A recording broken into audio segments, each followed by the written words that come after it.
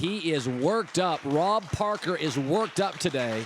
Always. What's happening? Okay, so McGregor Mayweather. I'm watching Undisputed, Skip and Shannon this morning about a rematch, and I went and worked out yesterday after the show, and two people came up to me, just two regular dudes came up, and they're like, "Do you think there'll be a rematch?" And I'm thinking, okay, so like now this is what people in America are talking about. Do you want a rematch?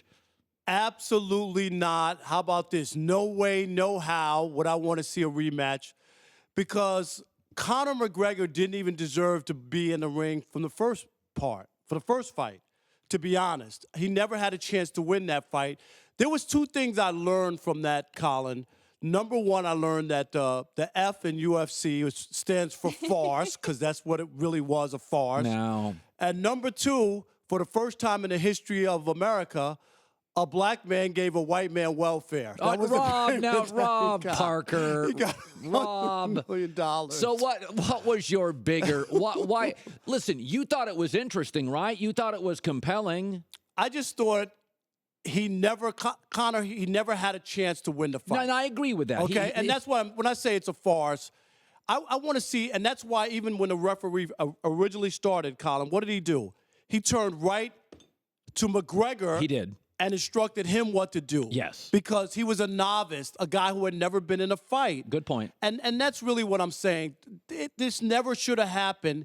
If there were really governing bodies of boxing, there's no way that they would have sanctioned this fight. You know that. Yeah, no. Listen, my problem was always the sanctioning of it. Once it was, and I said this going into the fight, Rob, I said when the New York Times story came out with 100 doctors last week saying they were concerned for the safety, that I guarantee you the Nevada Athletic Commission read it, the referee read it, the doctors read it, and I was lucky. I predicted an 8th round TKO, and I predicted last week, I said, this fight will be stopped earlier than later because there is a sense it should not have been sanctioned and was only sanctioned for money. So when they pulled the plug early on the ref, I sat there and I was like, completely get it.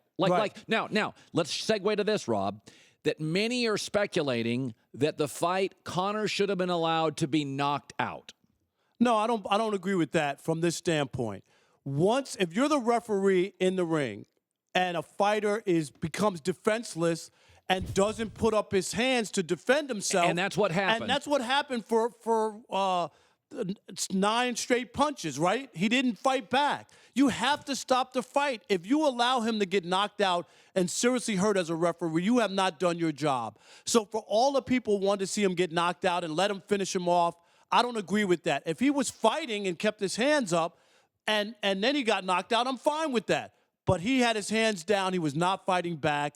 The referee did the right thing. He was never going to win that fight. And the only reason why I think people were entertained is because of the TKO. Had this been a decision and it just kind of, Hey, had it been a competitive fight, by the time that thing was stopped in the 10th, in the 7th, 8th, 9th, and 10th, it was pretty much Conor was a body bag. Exactly. He was being used as a heavy bag. He was a smaller version of Randall Tex Cobb, who took 15 rounds of pounding from Larry Holmes.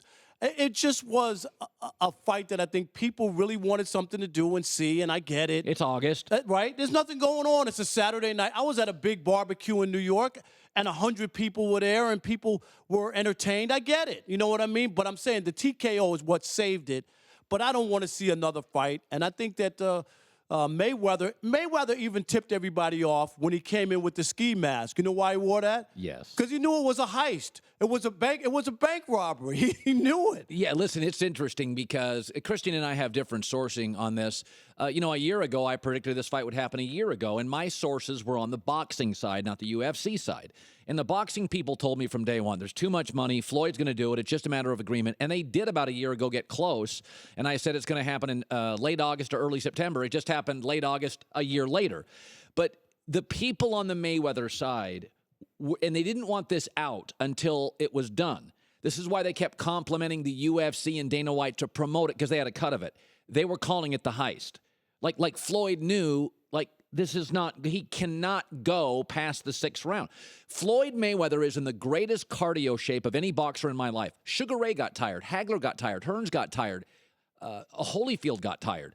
Did you watch when that fight was done? Mayweather could have fought another fight. It's unbelievable, to be honest. You're right. And McGregor looked like he was dog-tired. In the 6th round, right, he was done. dog-tired. Exactly. And that's why I'm just saying, ultimately, people, they because now the spin now is about, well, McGregor never fought before, and he went 10 rounds. You got to give him credit for that. And I'm like, no.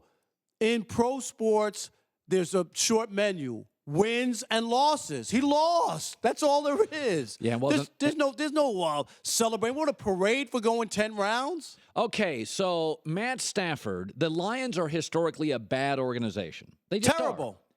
And with Matt Stafford, I've got 3 playoff appearances in the 7 years he's been there. I have 2 10-winning seasons. He has added stability to a really unstable organization. Now, he's also in a division with the Packers and Aaron Rodgers, and the games they play are highly competitive. I just read the scores. The last 10 games they've played with Green Bay, they're all touchdown games. They're last possession games. But you think they paid too much. Absolutely. You know what his nickname is in Detroit? It's Stat Padford, because he pads his stats. That's his nickname. Because, Colin. Come on. That's his nickname. Where did you? I've never heard that once. Say it again. Stat Padford. That's his nickname. Because if you look at it, Colin, you ready for this? I'm going to give you the numbers that really matter. Against teams that finish over 500 in the season, he's 5-46. He's 1-26 on the road, including a playoff game. He doesn't beat anybody. Go back to last year. Remember, they got off to the good start. They had a good record. Then the last 3 games they had to play the Giants, Cowboys, and Packers. He had a hurt finger. He lost all 3 games. He was hurt. He never beats anybody. And give me a signature win, because I'll wait. He beat Green Bay 40. I'll wait. He beat Green Bay badly. Was that with Matt Flynn? Who cares? No, He it's beat not him. who cares. He doesn't win the big games. Last year, last game of the year at Ford Field against Aaron Rodgers and the Packers. You know what's on the line? What? Win the division and have a home playoff game.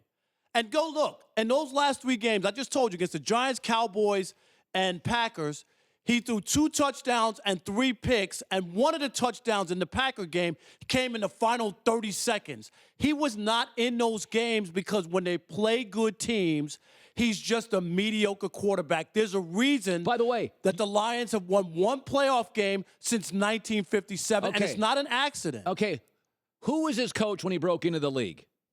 Schwartz. By the Jim way, Schwartz. a great coordinator. Defensive coordinator, right.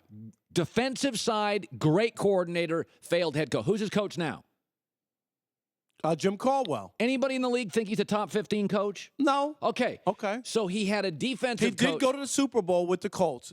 Yeah, Peyton Manning sort of matters. I'm just saying he did. So you have a below-average ownership group. You haven't shown a proclivity to nail drafts. Your coaching has been mediocre. You fired one. He's on multiple coordinators. By the way, when he finally got Jim Bob Cooter, his numbers were through the roof.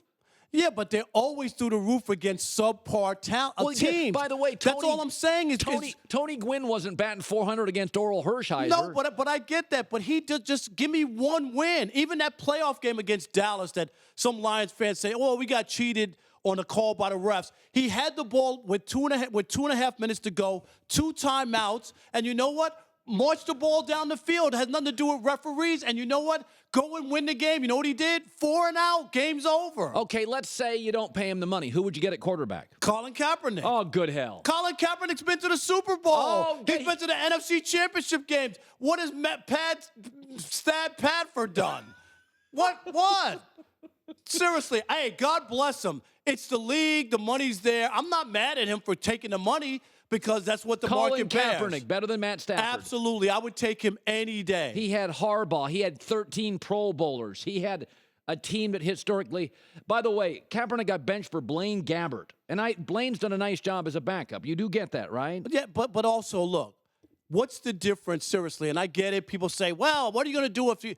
They haven't won anything with Matt Stafford. Yeah, but there was utter chaos without him. You are now a viable team. A lot of people think Detroit's now a wild card team this year. And if Aaron Rodgers, the greatest talent at quarterback since Elway, raw talent, wasn't in your division, you'd have won several divisions.